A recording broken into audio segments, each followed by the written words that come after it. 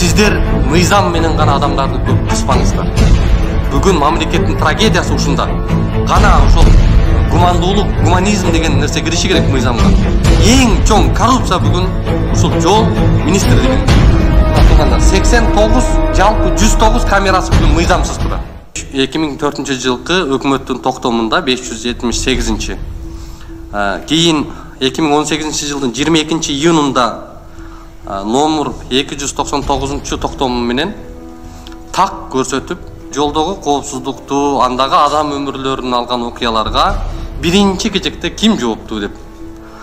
Биринчи жоопкерчилик жергиликтүү ошол окуя болгон жердеги жергиликтүү бийлик, андагы ички иштер органдары жана жол коопсуздугун камсыздоо башкы башкармалыгында жүктөлүп турат.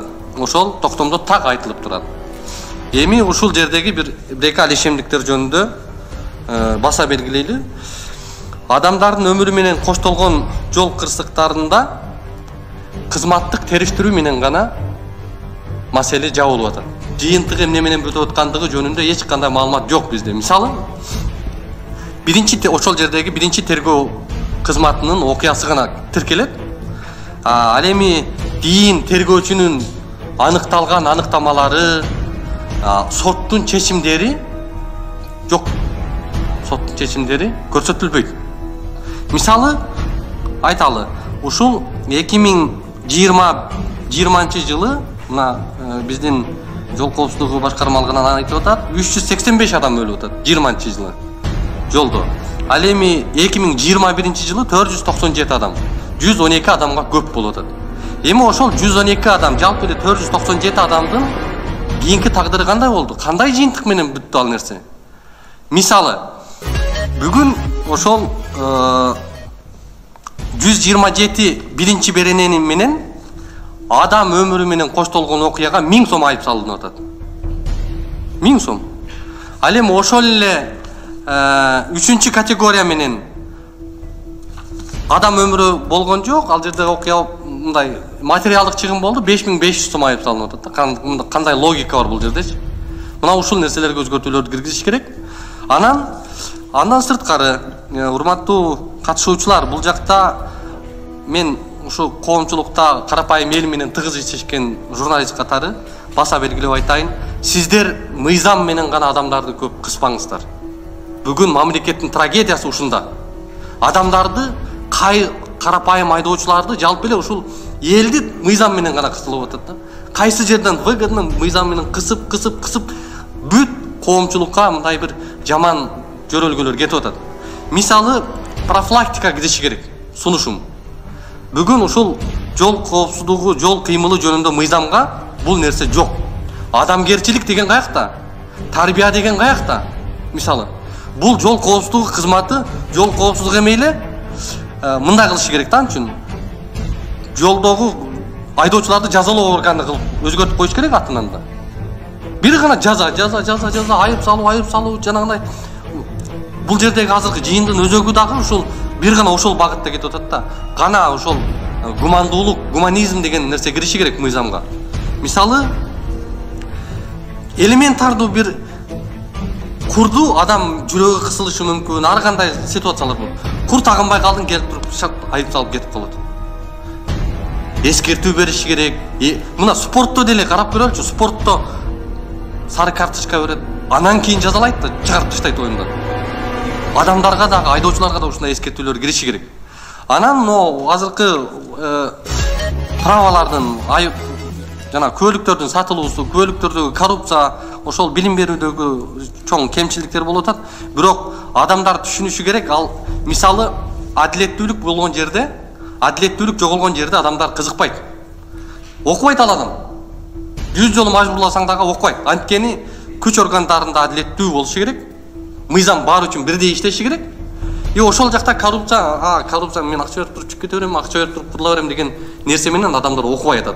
Анын үстүнө бул жактагы суроолор дагы абдан татаалдаштырып, тим эле жанагындай 5000 акча бергенге ылайыкталып туруп түзүлгөн да.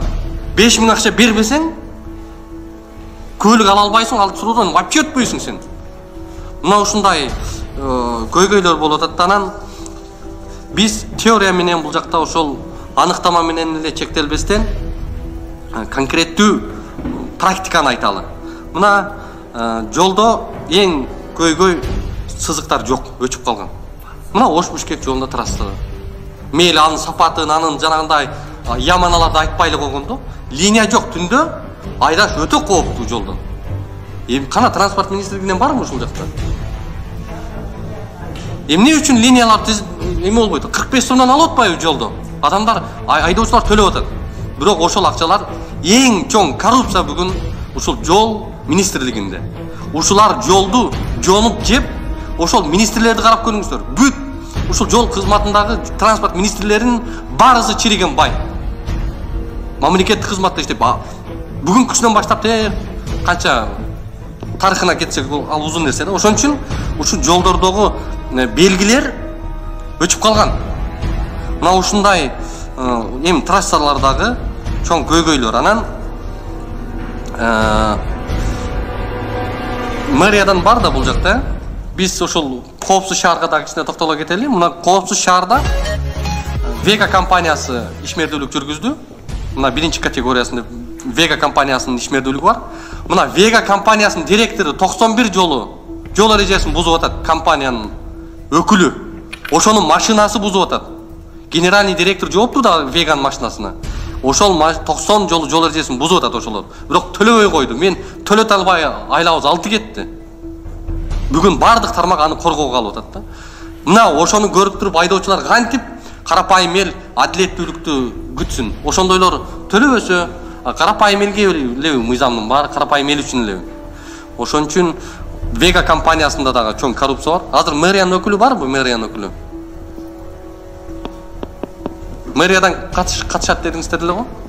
Мэриядан барбы?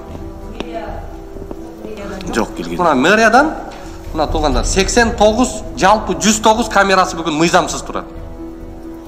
109 камера. Мен сунушумда мына ушундай мыйзамсыз иштерди жүргүзүп аткан мэрияга мисалы үчүн жалпы сиздер урматтуу мамлекеттик органдын өкүлдөрү, сиздер бир гана мамлекеттик органдардагы тартипти көзөмөлдөңүздөр. Ошол жактагы карапайым элге, жалпы элге кызмат кылууну көзөмөлдөңүздөр. Элге карата мындай бир өтө мындай мыйзам менен башка менен кысымды токтотуп, органдарыңыздарды тейлеп тескеп алыңыздар. Негизги маселе ошондо болуп атат да. Сиздер орган, мамлекеттик орган чыкыйып сааттай болуп иштесе, так аткарса бардык нерсени. Так иштесе, мыйзам баарына бирдей болсо, анда карапайым эл уялганынан окуйт, түшүнөт. Ошон үчүн мен кыскача оюм ошондой. Рахмат. Чоң рахмат. Рахмат. Эмеге берсек, транспорт министрлигине берсек,